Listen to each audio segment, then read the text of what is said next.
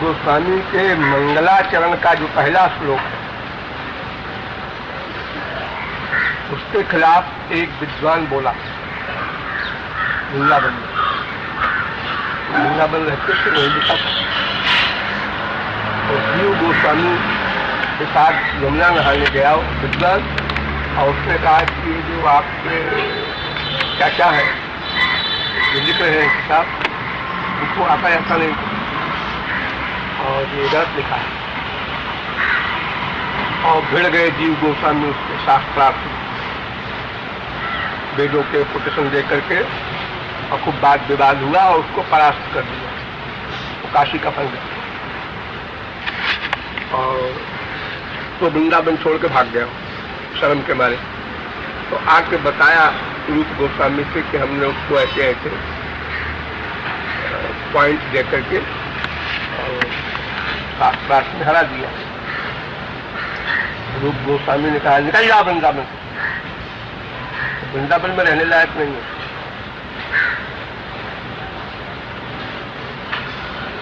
निकाल दिए गए वृंदावन से, चले गए। तुम वृंदावन वास करने आए हो, दीनता बढ़ाओ, नम्रता बढ़ाओ, सबको अपने से बड़ा मानो, और तुम शास्त्रार्थ करके किसी को हरा करके और बाद में दिखा रहे हो। अरे इतने बड़े संसार में मिले श्री कृष्ण की निंदा करने वाले होंगे, तुम्हारे गुरु की निंदा करने वाले होंगे, लड़ोगे? अरे अपना काम करो। जो अल्पज्ञ है अल्पज्ञता की बात तो करेगा। यानी वृंदावन बात करना की शर्त में भी उन महापुरुषों ने नियम बनाया था कि इस अवस्था में आ जाओ तो वृंदावन बात करो। और आज उसकी कल्पना भी नहीं कही। इतने वृंदावन बास करने वाले हर संप्रदाय के बाबा लोग वहां बैठे हैं, किसी का कोई सेंस नहीं किस लिए है, क्या कर रहे हैं, क्या हमारा क्रियाकलाप है 24 घंटे का। जैसे बंबई में वैसे वृंदावन में कोई अंतर नहीं। चाहे बाबा हो, गृहस्थी वहां कितने हजार है जो वही बात करते हैं कि मरने के बाद ही छोड़ेंगे वृंदावन। उनके दिमाग में गुरु ने भर दिया है उनके, यहाँ मरोगे तो गोलोक मिलेगा, चाहे उपासना करो चाहे न करो।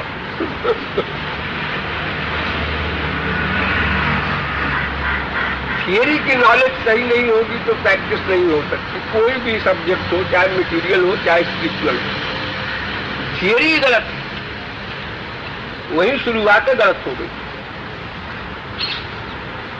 अपने माला जप लो, ये क्या है जो मंत्र दिए जाते हैं हर संप्रदाय में, ये क्या मतलब है मंत्र का?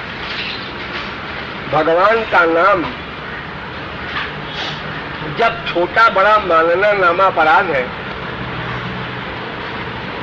तो फिर ये संप्रदाय का मंत्र क्या होता है? संस्कृत में एक वाक्य हो गया, उसी को मंत्र कहते हैं।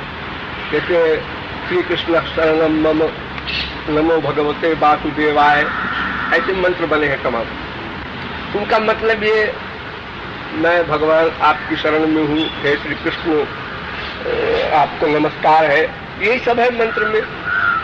तो संस्कृत में कोई कह दे नमो भगवते वासुदेवाय तो श्री कृष्ण प्रसन्न हो जाएंगे, और अगर हिंदी में कह दे, इंग्लिश में कह दे तो नाराज हो जाएंगे। ये थियरी की नॉलेज है लोगों की। जो मंत्र गुरु जी ने बताया है वही मंत्र जपना है तुमको, वो बड़ा खास होता है। अच्छा, अगर खास होता है वो, तो उस मंत्र को पाने के बाद हमारे अंदर नेचुरल कोई परिवर्तन हुआ, बहुत बड़ा परिवर्तन होना चाहिए। एक मामूली बिजली का करंट लगता है तो कितनी बड़ी फीलिंग होती है मनुष्य को। जरा सा नमक अधिक हो जाए दाल में तो कितनी फीलिंग होती है व्यक्ति को।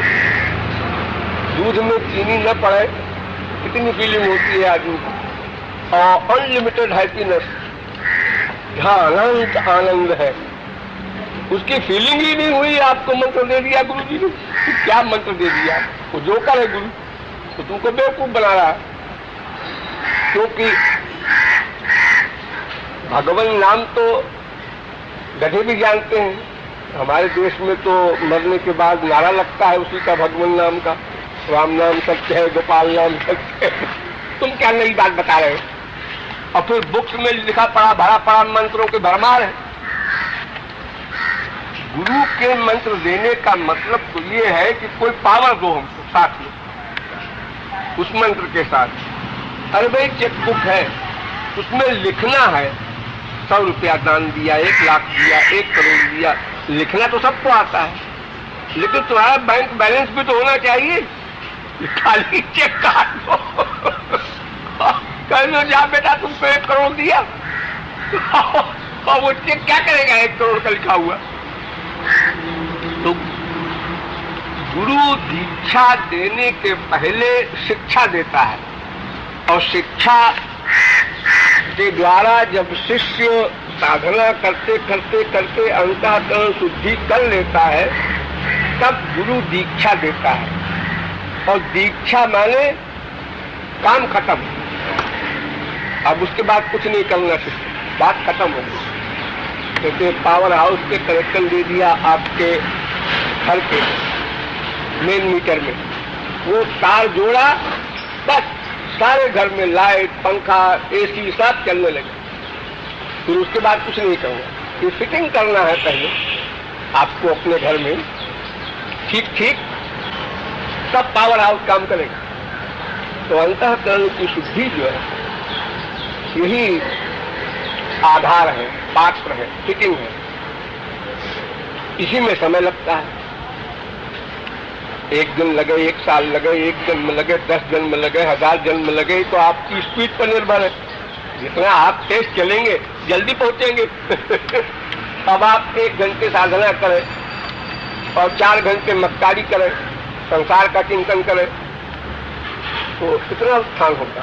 तो जब निरंतर तैल धारावत साधना हो, गड़बड़ न आने पावे, जैसे लकड़ी होती है, अरणी मंथन से आग पैदा की जाती है यज्ञ में।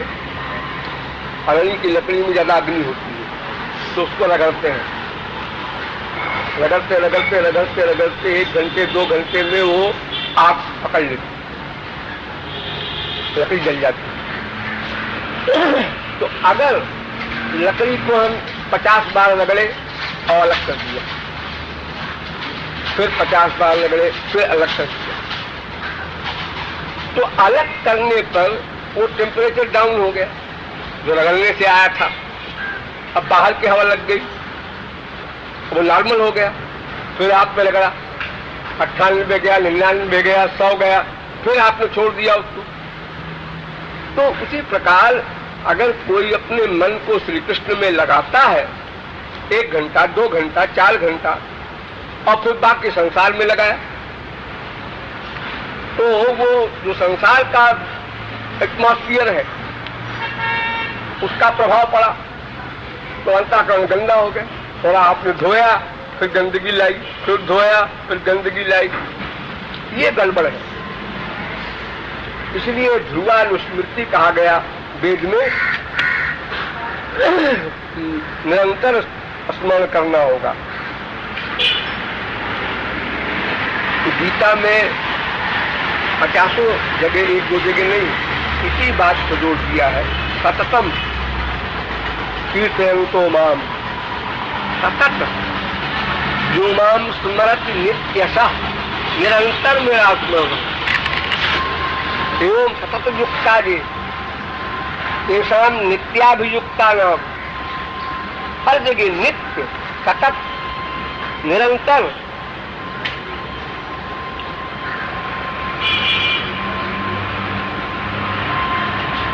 है ज्यादा बात नहीं समझने की, लेकिन उसको गहराई से समझना चाहिए। इंद्रियों की उपासना तो उपासना ही नहीं है, सबसे पहले समझना जरूरी है। इंद्रियों का वर्क भगवान के यहाँ लिखा ही नहीं जाता, ये पहला सेंटेंस। चाहे पूजा करो, चाहे पाठ करो, चाहे दंडवत करो, चाहे खोपड़ा पटको, जो मन में आए सो करो, वो सब फिजिकल ड्रिल है। ये पहला फार्मूला है, यही गड़बड़ है लोगों की। पाठ कर रहे हैं पुस्तकों का, हाथ से पूजा सब वो कर रहे हैं, ठाकुर जी के सेवा का काम कान से सुन रहे हैं, गीता भागवत मुख से बोल रहे हैं, आंख से मंदिरों में जाके दर्शन कर रहे हैं, इधर इंद्रियों का बस। करोड़ों मर्डर किया अर्जुन ने, हनुमान जी ने, तो लिखा ही नहीं गया भगवान की तो भाई खाते में। तो मन कहाँ है वो नोट करते हैं खाली, क्रिया से कोई मतलब। क्रिया तो इंद्रियों का वर्क है, वो उपासना मन को करना है। इंद्रियां साथ में लगी रहे, अच्छा है, बेटर है, वो भी लगी रहे, लेकिन खाली इंद्रियों से ही उपासना का सारा स्वांग रखे जाओ और तुम जोड़ बाकी लगाओ, इतना पाठ कर डाला, इतना जप कर डाला, इतना तीर्थों में गए, इतना ये सब कुछ नहीं, कोई मूल्य नहीं। हर संप्रदाय में पहली मिस्टेक, ब्लंडर मिस्टेक है ये। वो शिष्य को उनको पहले यही सबक देना चाहिए कि देखो तुमको क्या चाहिए। क्वेश्चन, शिष्य कहेगा आनंद, शांति, सुख। हम परेशान हैं इस जगत के प्रपंच में, तो किसको चाहिए? हमको। हम कौन है? ये हम कौन है? अरे हम आत्मा है। चलो शास्त्रों वेदों के द्वारा जान लिया कि हम आत्मा है, तो हम तो कुछ करता नहीं, केवल हम कुछ नहीं कर सकता। आत्मा तो एक शक्ति है, पावर है, स्पिरिचुअल अंश है भगवान का, वो कुछ नहीं कर सकता, न अच्छा न बुरा। उसमें एक अंतःकरण है प्लस, उसी के अंडरस्टूड है आत्मा में, वो वर्कर है। न शरीर इंद्रियां है न आत्मा है, इन दोनों के बीच में वो अंतःकरण जो वर्क करता है, वही संसार में अटैच्ड है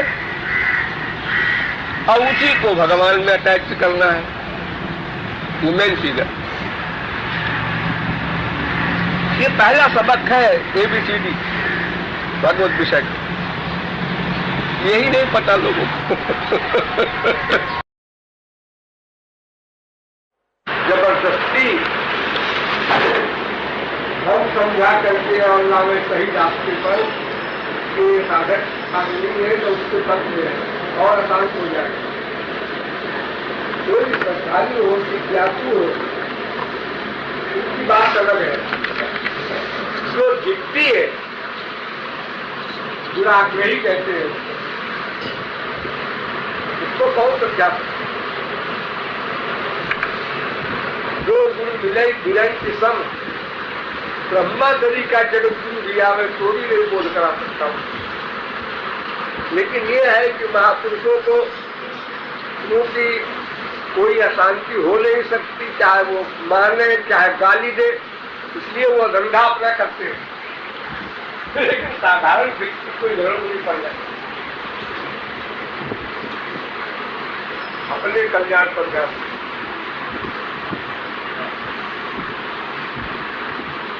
ये बात अलग होती है कि भाई आपको श्री कृष्ण भक्ति से इंटरेस्ट है, एक बात अगर है तो आप किसी सिद्धांत को या किसी व्यक्ति के गाइडलाइंस में चल रहे हैं, पक्का आपका निश्चय है। अगर नहीं है, वो न्यूट्रल आदमी है, तो चलिए आप सोचते चलते हैं कि इतना प्रयत्न करना चाहिए, तो अच्छी बात।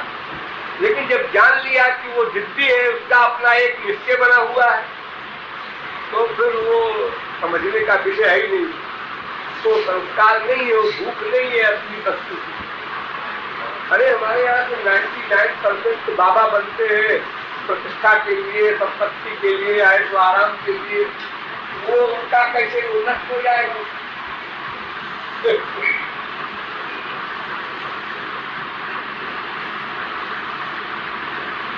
और सबसे बड़ा दुश्मन है अहंकार,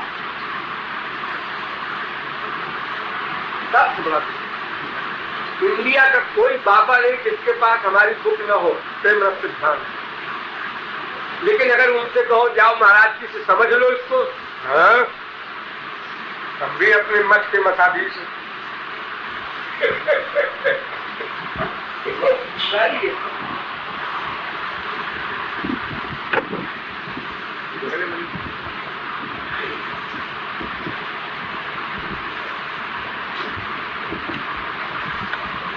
विवाद करना चाहिए, निराश्रयी से बात विवाद करने नहीं चाहिए। अरे देखो, भगवान ने अर्जुन को जो उपदेश दिया गीता, उसमें भी शर्त लगा दिया, इधर से ना तपस्या है ना भक्ता है कदाचित नचा सृष्टि करे वाच्यम नचमान योग शक्य। क्या शर्त? जो मुझको भगवान माने प्लस जो भक्त हो प्लस जो विरक्त हो प्लस जो भूखा जिज्ञासु हो, तो अर्जुन की गीता सुननी चाहिए, पढ़नी चाहिए, अन्यथा और हानि हो जाए। तो कहेगा तुम्हारे पीछे तो भगवान के सब तारीफ अपनी किए सारी गीता, मैं भगवान हूँ, मुझसे संसार पैदा हुआ, मुझसे अलावा कुछ नहीं है, सब मुझमें लीन है, सब मुझसे उत्पन्न होते हैं, सब मुझमें स्थित है। ये जितनी बातें वेद में कही है, वो भगवान ऐसा है, वो भगवान ऐसा है, उसको श्री कृष्ण ने कहा है कि मैं ऐसा हूँ, मैं ऐसा हूँ। तो संसार में ये रिवाज है कि लोग लेक्चर देने खड़े होते हैं जब संसार के लोग, और मैं टूटी फूटी भाषा में कुछ थोड़ी सी आपके सामने विनती करता हूँ, मैं कोई लेक्चरर नहीं हूँ, मैं कोई काबिल नहीं हूँ, बच्चा समझकर आप लोग सुन लीजिए। अगर कोई ऐसे कृष्ण की तरह बोले तो लोग कहेंगे पत्थर मारो, इसके पागल है। और श्री कृष्ण ने अर्जुन से कहा प्राइवेट, अर्जुन अधिकारी था, तो कह दिया मैं भगवान हूँ, लेकिन ये बात औरों से नहीं कहा, जनसाधारण।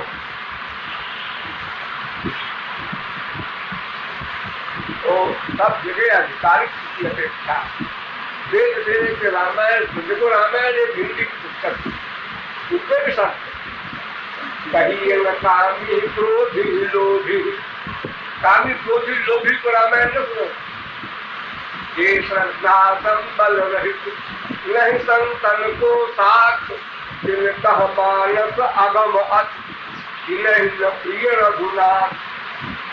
जो सब गीता में बताई हुई रामायण, नहीं तो क्या होता है, अधिकारी नहीं है तो अलूल जरूर दोषारोपण करता है भगवान के ऊपर। राम ने बाली को छुप छुप में मारा जी, राम ने सीता का परित्याग क्यों किया जी? तो अपनी बीवी बच्चों को तो समझ नहीं सके और जा रहे हैं राम को समझ।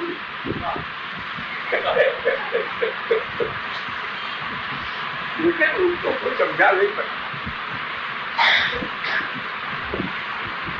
तो एक कहानी है, दो बच्चों ने एक पेड़ में शर्त लगा दी, एक ने कहा आम का पेड़ है, एक ने कहा लीची का, छोटे बच्चे। और शर्त ये लगा दी कि अगर ये हमारी बात सही है तो तुम्हारा प्राण हमारे हाथ, और अगर तुम्हारी बात सही है तो हमारा प्राण तुम्हारे हाथ। तो एक तीसरा आदमी आया जरा बड़ा, उसने कहा एक बात बताओ, तुम जो शर्त लगा दी हो क्यों बनी? लेकिन ये पेड़ तो एक ही होगा, चाहे आम का हो चाहे लीची का हो, तो एक भी जान तो जाएगी इसमें। तो वो दोनों कैसे जान जाएगी, हम मानेंगे नहीं।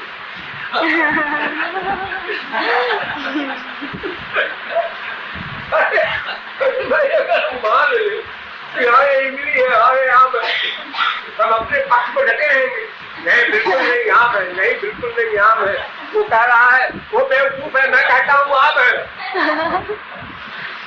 क्या करूँ? तो हमारे संसार में ऐसे व्यक्ति बहुत बड़े बड़े अपनी बुद्धि को अंतिम अर्थार्थी मानते हैं। अरे हम सब समझते हैं, जो हम समझते हैं उसके आगे बुझाइए।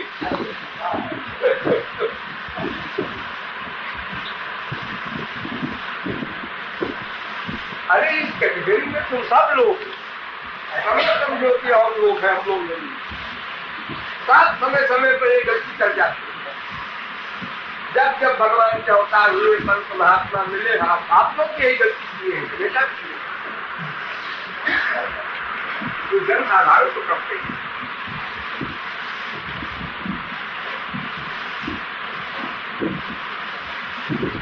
दूसरे में दोष देखना, अपने को अच्छा कहना, ये बड़ी भयंकर बीमारी। और ये बीमारी जब तक है तब तक साधना का एक भी नहीं शुरू हो सकता। कीर्तन करके मर जाए, जब तक के चाहे पांच हो गए उससे मिलेगा। पहला सूत्र है सुना सब सुनी के न, इनका पहला आधार।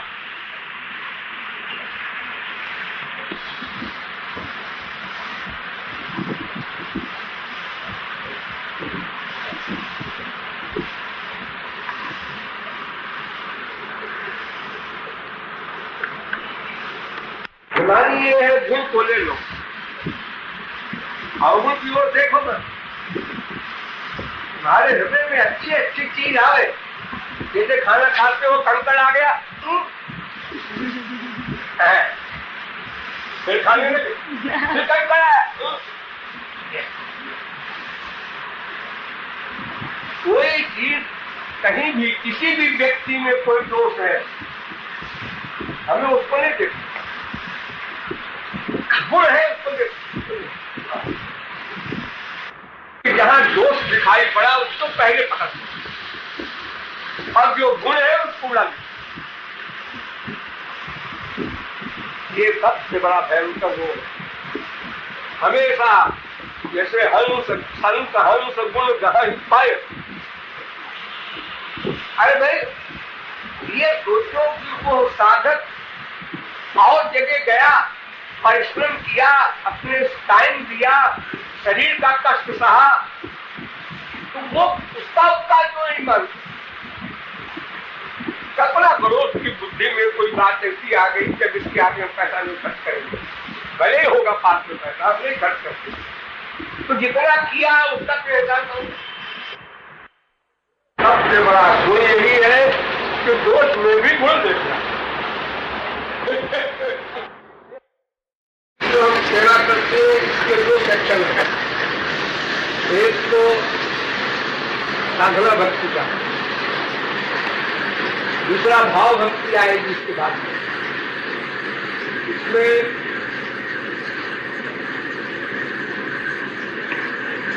मन जो है ये स्वरूप शक्ति युक्त होता जाता है भाव भक्ति में, तो अलौकिक हो जाता है। तो भाव भक्ति जब परिपक्व होती है, शून्यायतम जगत कर्मण गोविंद विरहे में जो अवस्था है, इतना भगवत विरह हो जाता है, पंचकोश जल जाते हैं, तो अविद्या समाप्त हो जाती है। जैसे 2 माया होती है, एक अविद्या एक विद्या, तो विद्या से अविद्या माया समाप्त होती है, और दिव्य प्रेम से विद्या माया समाप्त, सब जीव निर्ग्रंथ होता है, मायातीत होता है।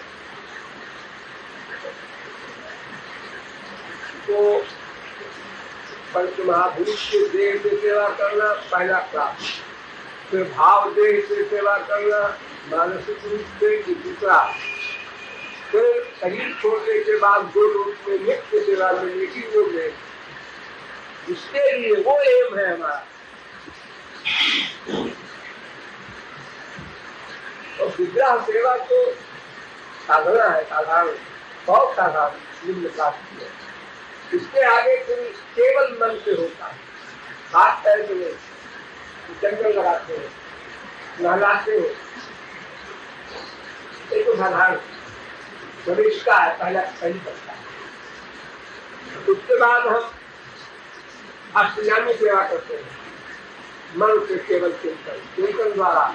अब हम ऐसा कर रहे हैं, अब हम ऐसा कर रहे हैं, वहां मूर्ति है तो कोई सामान नहीं, स्वेच्छा से जितना अच्छे से अच्छा सामान है चाहे मन से मंगा ले और मन से पहनावे, जो सेवा चाहे करे, तो वो परिपक्व अवस्था प्रारंभ होती है। वही जो पकते पकते पकते जो भाव भक्ति पक जाती है, तो अंतःकरण निर्मल हो जाता है।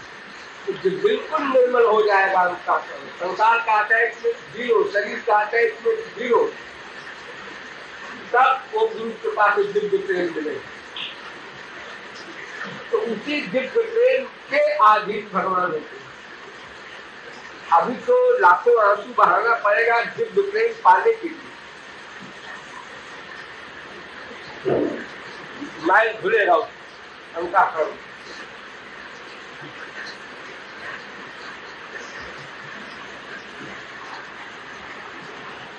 हृदय का पिघलना आवश्यक।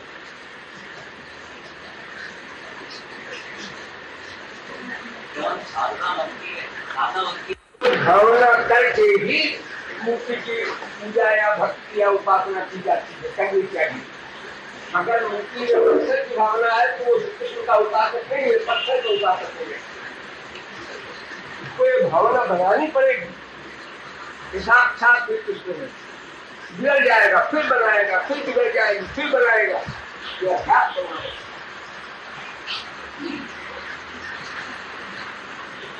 वरना चाहिए पुजारी है सारे विश्व में, शायद कोई एक पुजारी ऐसा हो विश्व भर में जो कि मन से इस मूर्ति में, पत्थर में भगवत भावना बनाता है। उनका एक मिनट क्या देखते वो क्या आ सके।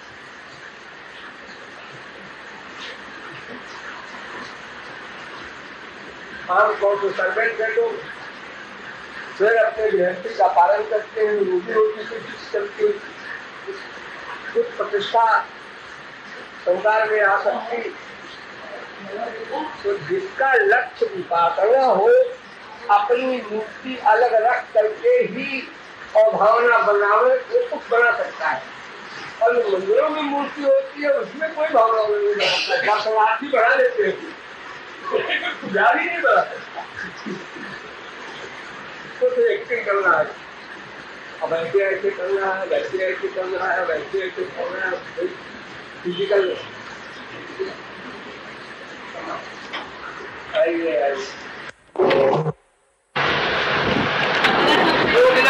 मनांसी चेतांसी हरि, जो परमहंसों के मन को हर ले, जिसमें परमहंस रमण करें, जो परमहंसों के मन को खींच ले। ये तीनों शब्दों का अर्थ है। वैसे तो एक शब्द के 25 अर्थ होते हैं,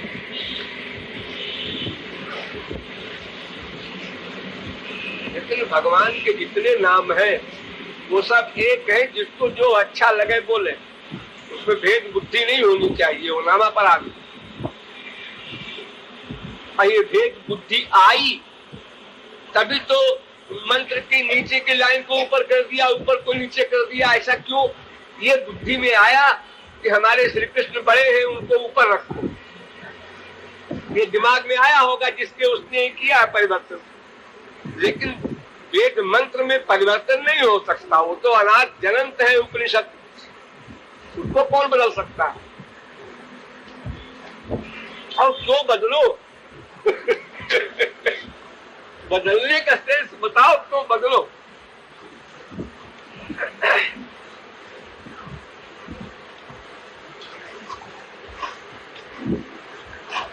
वैसे हरि कहते हैं आमतौर से नारायण को।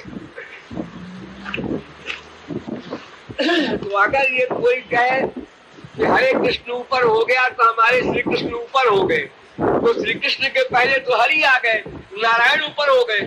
और नारायण तो रसिकों के यहाँ गौड़ीय संप्रदाय में निम्न कक्षा के हैं, तो ऐश्वर्य के हैं ना, 4 भुजा वाले नारायण।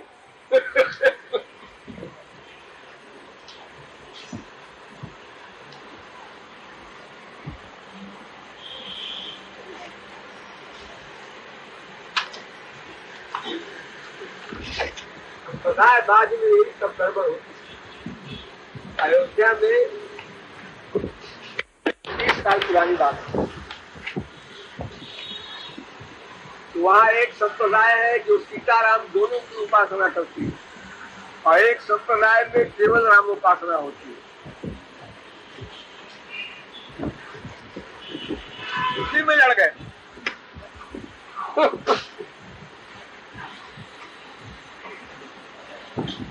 वृंदावन में 50 साल पहले की बात है। हमारे लड़कपन की एक मुकदमा आया कोर्ट में, अंग्रेज थे उस समय। मुकदमा ये आया कि एक संप्रदाय वाले कहे कि श्री कृष्ण का को जो मुकुट है वो बाएं तरफ झुका रहता है और एक संप्रदाय वाले कहे नहीं दाहिने तरफ झुका रहा है। ये मुकदमा गया जज के। अब वो अंग्रेज जज बेचारा वो हैरान कि क्या तमाशा है, बाएं टेढ़ा रहता है तो एक पार्टी कहती है कि दाहिने टेढ़ा होता है। तो उसने जजमेंट लिखा कि ये दाएं बाएं के झगड़े को खत्म करके मुकुट सीधा कर दे।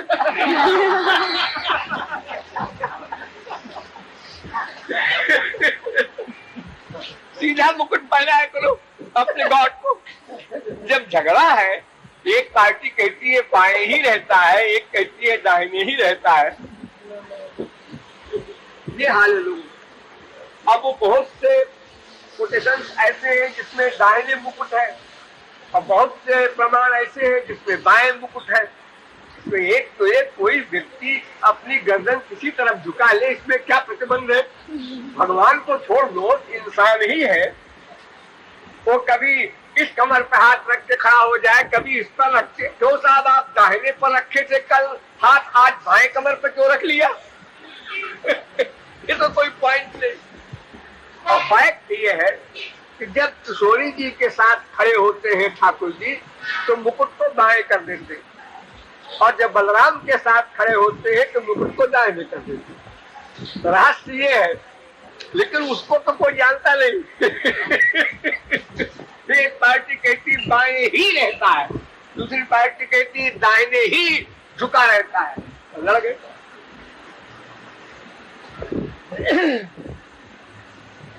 भगवान को भी लोग बांध देना चाहते हैं, इतना बड़ा प्रतिबंध कि उसके आगे कुछ न होने पावे। और ये बोलते हैं नित्य नवलीला होती है, नित्य नवलीला, नित्य नव श्रृंगार, नित्य नवायमान रूप, नित्य नवायमान माधुर्य, सौंदर्य, सौशील्य, सौकुमार। ये सुनते हैं और लेक्चरर लोग बोलते भी हैं और जाते हैं।